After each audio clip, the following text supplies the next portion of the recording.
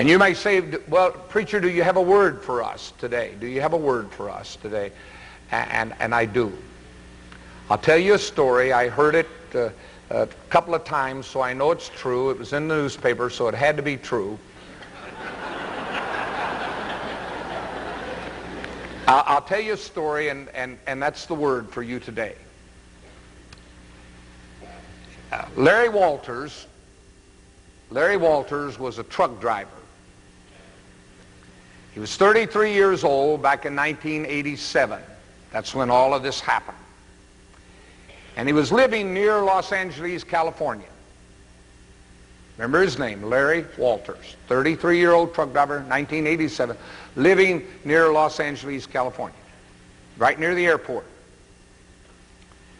And he would sit out in his backyard and he'd watch the airplanes come in on the landing pattern.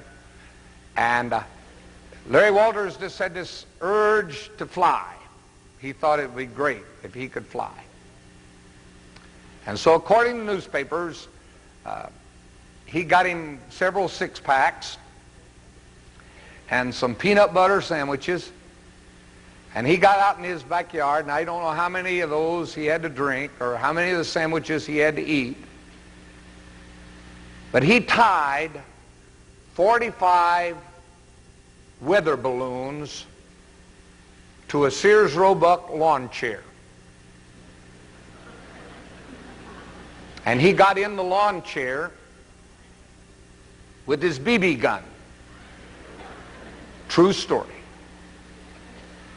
And the idea was that his neighbors would hold the tethers and they would let him up and he could soar sort of over the neighborhood and see all of his people and all this kind of stuff.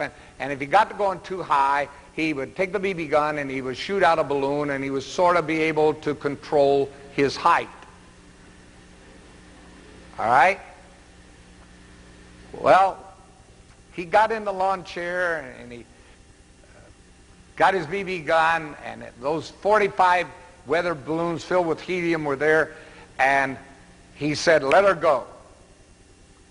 Well, instead of his neighbors being able to hold on, Larry Walters went 11,000 feet into the air. A pilot coming in to Los Angeles Airport called the control tower and said, "I have just passed a lawn chair."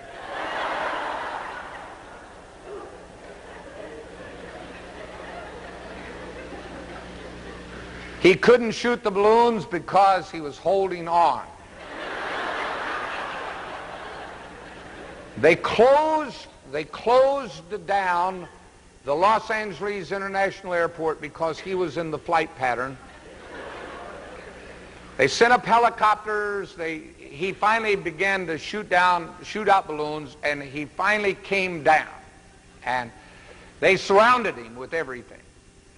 And a reporter asked him 3 questions. Now, I want to say something right out now. Reporters can ask dumb questions.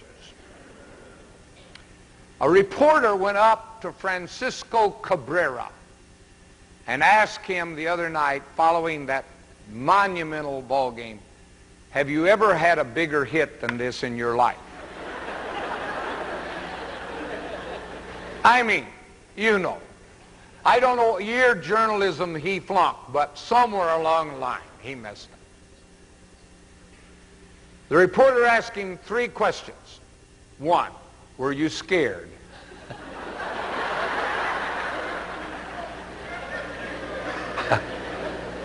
No. I go up in my lawn chair like this every day. It's no big deal. I go up and talk to the pilots. I have this 2-way radio, which he did, by the way. He had a CB radio. And were you scared? Would you ever do it again?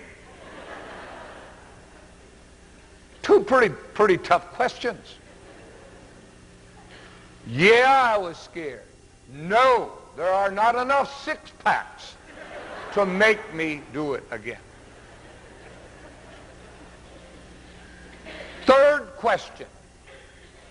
Listen. Listen, folks. Because this is the word for the church.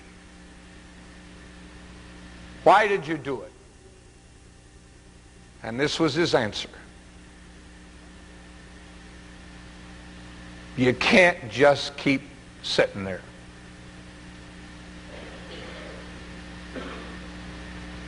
And that's my word to you. We can't just keep sitting here.